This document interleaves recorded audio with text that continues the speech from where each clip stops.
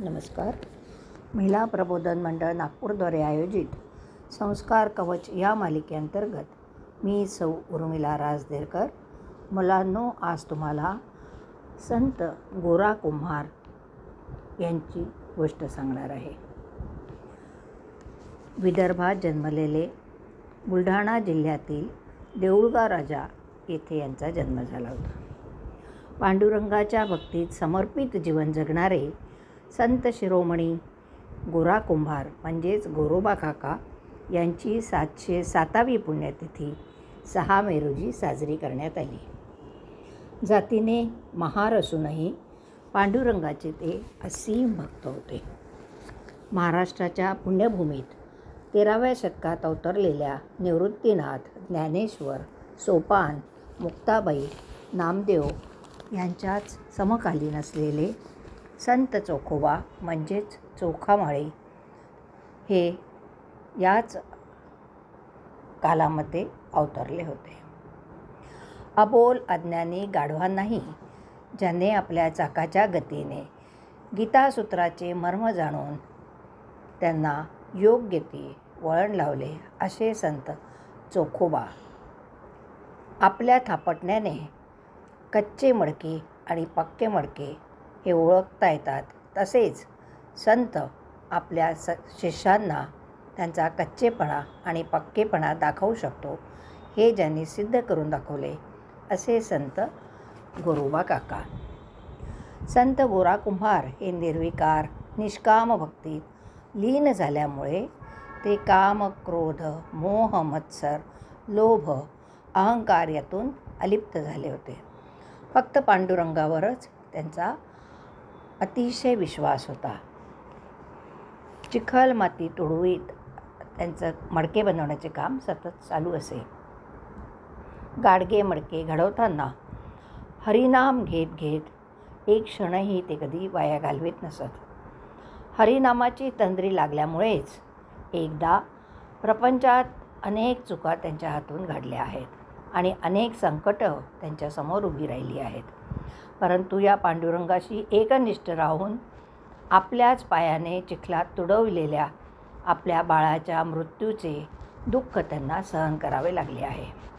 एकदा चिखलमाती तुडवीत असताना रांगत येणाऱ्या बाळाचा त्यांच्याकडून चुकून वध करण्यात आला आहे. अशा या अमाप दुःखाच्या प्रसंगी पत्नीने वियोगाने सांसारिक सुखाचा त्याग केला आणि पत्नीच्या अंगाला स्पर्शही करणार नाही या पत्नीने दिलेली पांडुरंगाची शपथ ते नित्यनेमित पाळू लागले. पांडुरंगाची शपथ एकदा मोडल्याचा गुन्हा त्यांच्या हातून घडला आणि त्यामुळे त्यांनी आपले दोन्ही हात कापून टाकले.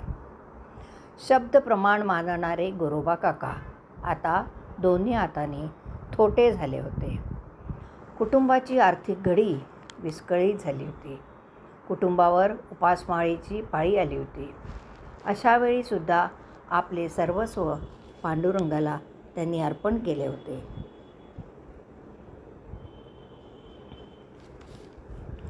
गोरोबांच्या कुटुंबाची अतिशय दयनीय अवस्था होती. दोन्ही हात थोटे झाल्यामुळे गोरोबा काका स्वतःच्या हातांनी मडके घडवू शकत नव्हते. परंतु याही परिस्थितीत ते फक्त पांडुरंगाचंच नाव घेत होते. हे पाहून प्रत्यक्ष पांडुरंगालाही दया आली. त्यांच्या हृदयाला पाझर फुटला आणि त्यांनी आपल्या स्थानाहून तिथून भ्रमण केलं.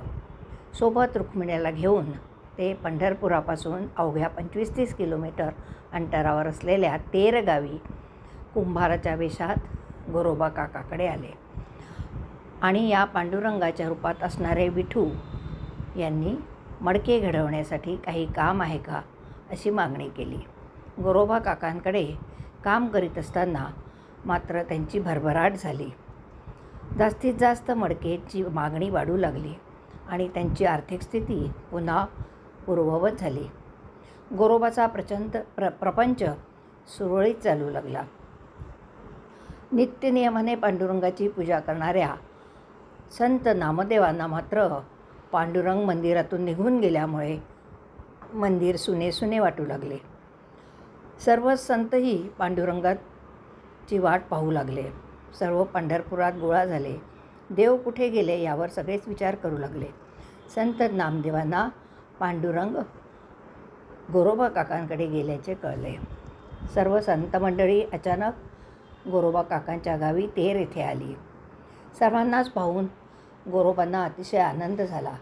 त्यांनी त्यांचे स्वागत केले आणि येण्याचे कारण विचारले.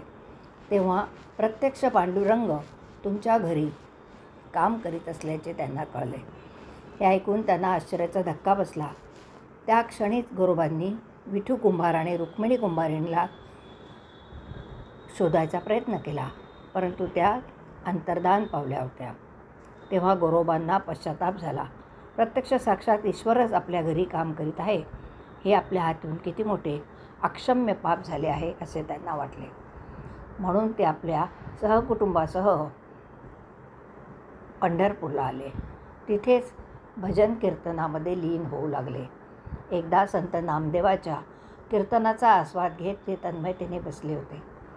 कीर्तन अगदी चरण सीमेवर आले असताना नामदेवांनी सर्वांना हात वर करून टाळ्या वाजवण्याची सूचना केली. गोरोबा थोटे असल्यामुळे चुळबुळ करू लागले. नामदेवांनी गोरोबांची स्थिती जाणली. त्यांचे हात वर होऊ शकत नाही हे त्यांच्या लक्षात आले आणि त्यांच्या करणीने गोरोबांना नवीन हात आले. ते आपल्या हाताने टाळ्या वाजवू लागले आणि पांडुरंगाच्या अप्रत्यक्ष दर्शनामुळे संतांनीही त्यांना दर्शन दिले हे त्यांच्या लक्षात आले. इतकेच नाही तर पांडुरंगाच्या या अप्रत्यक्ष दर्शनामुळे त्यांचा लहान बाळ जो मातीमध्ये तुडवल्या गेला होता तोही पूर्ववत रंगत रंगत तेथे आला. हे पाहून तर आनंदाला सीमाच उरली नाही. गोरोबावरील प्रेम आणि विश्वास अतिशय दृढ असल्यामुळेच हे घडले असे गोरोबाला वाटले आणि ते अतिशय आनंदी झाले. जीवनात दुःखांचे डोंगर पार केलेल्या या गोरोबांना आता प्रपंचामध्ये स्थायित्व आले होते. त्यांनी अनेक अभंगाची रचना केली. पांडुरंगावरील भक्ती अधिकाधिक त्यांची बहरू लागली. वयाने ज्येष्ठ असल्यामुळेच त्यांना काका म्हणून लोक संबोधू लागले. त्यांच्या वाणीतून वागण्यातून परतत्वाची अनुभूती असलेल्या एका साक्षात्कारी संताचा आविष्कार होत असे. संततेची देव, देवतेची संत अशी भावना संतांमध्ये होती. गोरोबांची उत्कट भक्ती, त्यांची निरपेक्ष समर्पणता इतर सर्वांनाच आदरणीय होती. नामदेवांना त्यांनी आपले गुरु मानले होते. एक दरड कोसळून त्याखाली त्यांचा मृत्यू झाला, परंतु पांडुरंगाचे हे भक्त मृत्यूनंतरही त्यांच्या हाडातून विठ्ठल विठ्ठल असा नामगजर सतत ऐकू येत होता. असे हे गोरोबा काका म्हणजेच गोरा कुंभार. धन्यवाद.